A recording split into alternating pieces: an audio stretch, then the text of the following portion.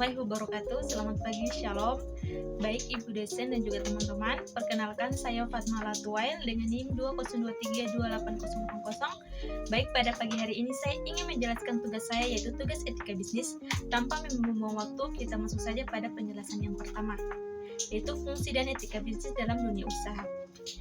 Terdapat beberapa poin penting juga. Yang pertama, upaya pengembangan bisnis dan apa yang berada di dalamnya memiliki 3 keuntungan.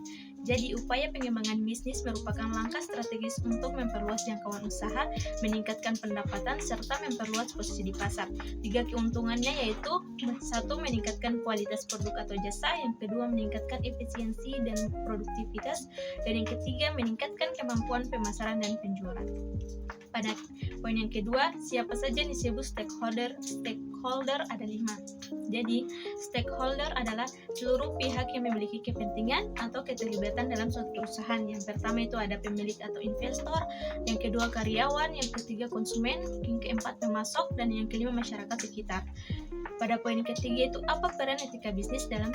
Ada 5. Yang pertama, menjaga reputasi dan kepercayaan karyawan. Yang kedua, menjamin praktik bisnis yang adil.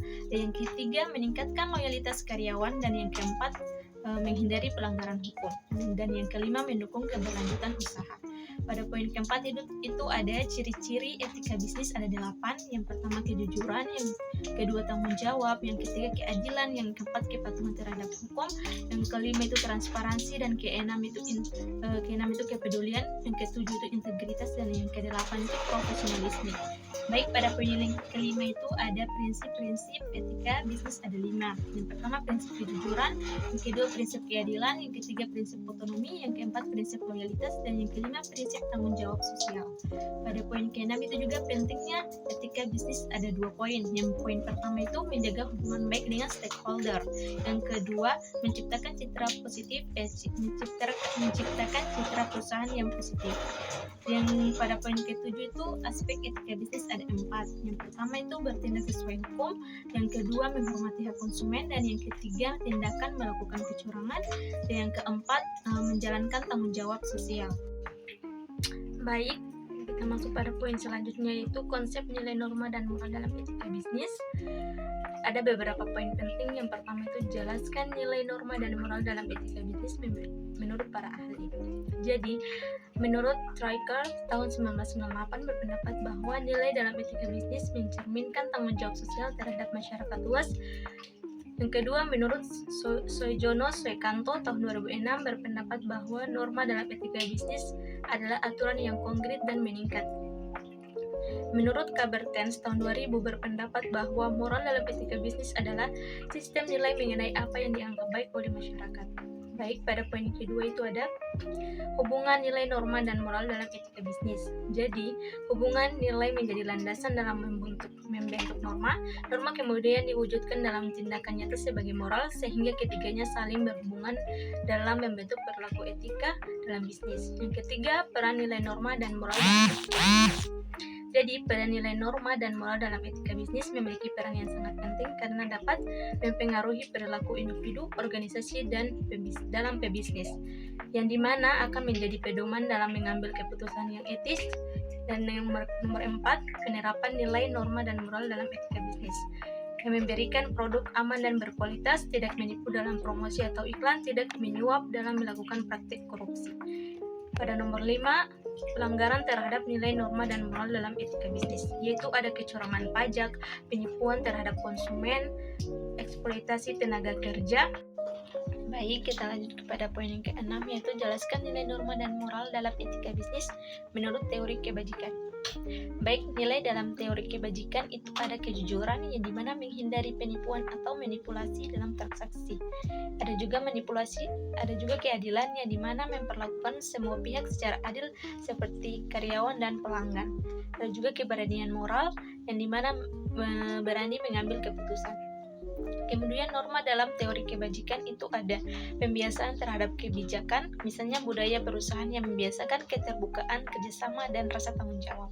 Dan juga teladan dari pemimpin, jadi pemimpin yang memiliki karakter yang baik dan menciptakan norma positif dalam organisasi. Kemudian yang terakhir yaitu norma moral dalam teori kebajikan, ada pengembangan karakter dan kebiasaan yang baik dan berkontribusi pada kebaikan bersama. Baik, pada poin selanjutnya itu lingkungan budaya organisasi dan tanggung jawab sosial atau CSR. Terdapat beberapa poin penting juga. Yang pertama, jelaskan lingkungan bisnis menurut teori.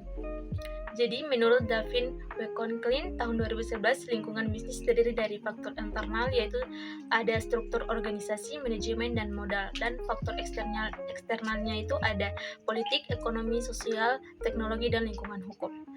Poin kedua, jelaskan budaya organisasi. Jadi, budaya organisasi adalah sistem nilai dan keyakinan yang dianut oleh anggota organisasi dan menjadi pedoman dalam bertindak. Pada poin ketiga itu, jelaskan fungsi budaya. Yang pertama itu ada menciptakan identitas perusahaan, yang dimana ini mencerminkan keunikan dan karakter yang khas suatu perusahaan yang membedakan dari organisasi lain. Ada juga meningkatkan kerjasama tim, ini menciptakan kerjasama yang kolaboratif.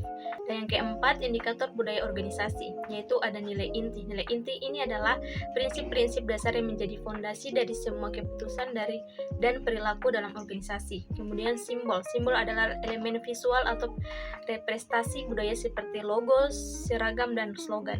Ada juga gaya kepemimpinan, ini mencerminkan cara pemimpin berinteraksi dengan karyawan. Yang kelima, tanggung jawab sosial perusahaan. Itu adalah dampak sosial dan lingkungan dari aktivitasnya. Yang keenam, implementasi dari tanggung jawab sosial perusahaan. Itu meningkatkan reputasi perusahaan, mengurangi konflik dengan masyarakat, dan meningkatkan kepercayaan dan loyalitas perusahaan.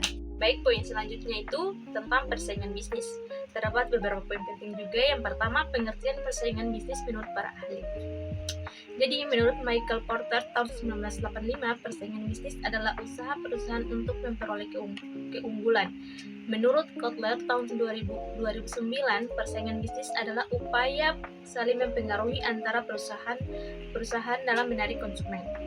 Nomor 2, jelaskan persaingan bisnis ada 2 poin. Yang pertama, persaingan sempurna, yang dimana banyak perusahaan yang bersaing untuk menawarkan produk yang sama. Yang kedua, persaingan tidak sempurna, yang dimana perusahaan-perusahaan yang memiliki kekuatan pasar yang berbeda-beda. Pada poin yang ketiga itu aspek persaingan usaha ada 4. Yang pertama itu aspek produk, kedua aspek pemasaran, yang ketiga aspek keuangan, dan yang keempat adalah aspek teknologi.